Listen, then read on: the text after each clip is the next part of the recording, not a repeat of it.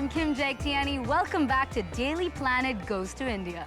And I'm Jay Ingram. You know, to look at the Taj Mahal behind us, you'd never know that it was nearly 400 years old. But even older than the Taj is the ancient Indian practice of yoga. It's a mystic science, it's exercise to some it's a religion, it even is a way of life. That's true. In fact, yoga is thousands of years old, and everyone has always talked about its health benefits, but now scientists are making their own discoveries.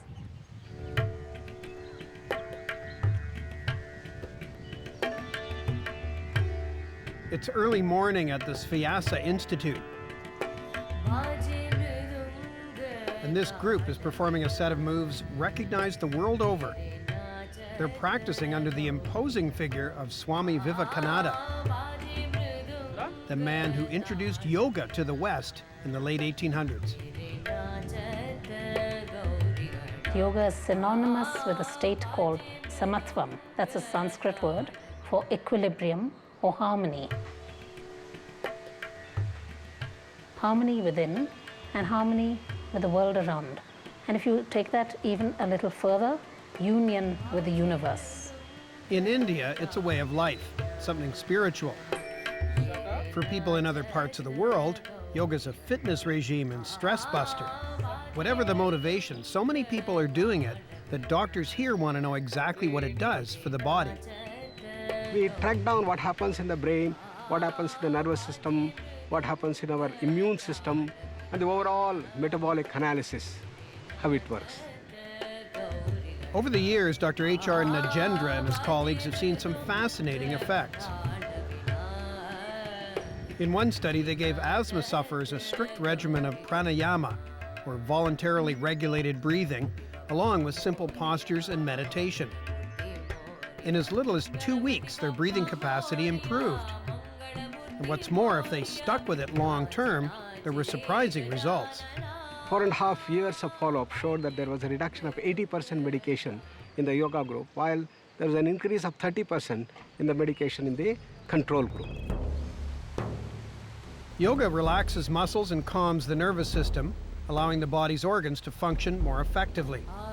It also reduces stress of all kinds. That's because we always respond the same way, no matter what the trauma. The heart rate goes up, the blood sugar level increases, the blood pressure goes up, and these are not good effects. Over time, yoga practitioners can learn to regulate their heart rate. These researchers found that when people had a light meter to guide them, they could modify their breathing enough to reduce their pulse rate by as many as 23 beats a minute after only a month of training. Even without the visual aid, people could drop it by 8 beats a minute. Yoga doesn't just help to manage stress, it can improve concentration, even through individual postures. In another study, 40 people performed the headstand with varying degrees of skill. Some got up in 1 step, others in 2. As they began, a specific part of the nervous system was engaged. There is a sort of overdrive in the system, which is normally active when a person is faced with a stressor and has to cope by either fight or flight. The headstand helps to overcome that by increasing circulation to the brain and steadying the pulse. And although it can lead to sweaty palms, these are all signs of an increased alertness and improved concentration. But then yoga is supposed to focus the mind. That's why people meditate, sitting still or lying flat. But many are restless and some fall asleep.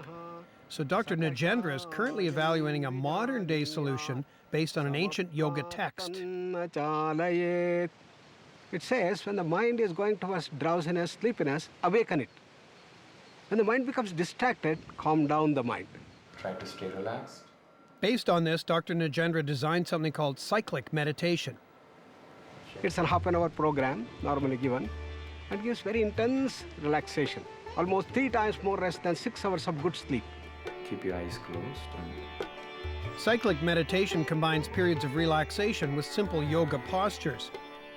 People consumed 15% less oxygen when they followed this routine rather than just lying flat. That means they were more rested. And brainwave activity of people performing simple tasks after cyclic meditation showed improved concentration. So it obviously shows that there are subsystems in the brain which can allow us to be attentive without being stressed. And this needs further work to understand which those subsystems are.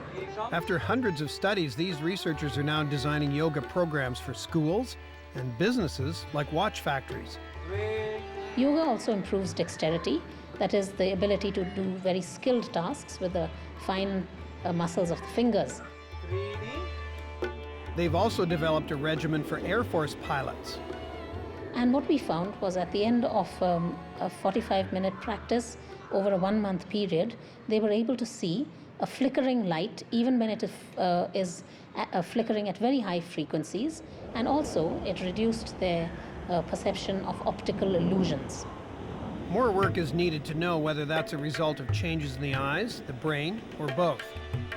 These researchers are continuing to look at yoga's benefits for everything from schizophrenia and tuberculosis to arthritis and cancer. Regardless of what they find, they know what most Indians have known for the last 5,000 years. Yoga is a practice which can easily be incorporated into anyone's everyday routine. Yoga postures, there's the regulated breathing, there's meditation. Any one of these or all of them collectively can produce benefits which can be seen in as short a time as 10 days, depending upon the type of benefits you're looking at. Later on in the program, we'll look at how a piece of India's train history is once again hitting the rails. Coming up next, India's space program jumps onto the world stage.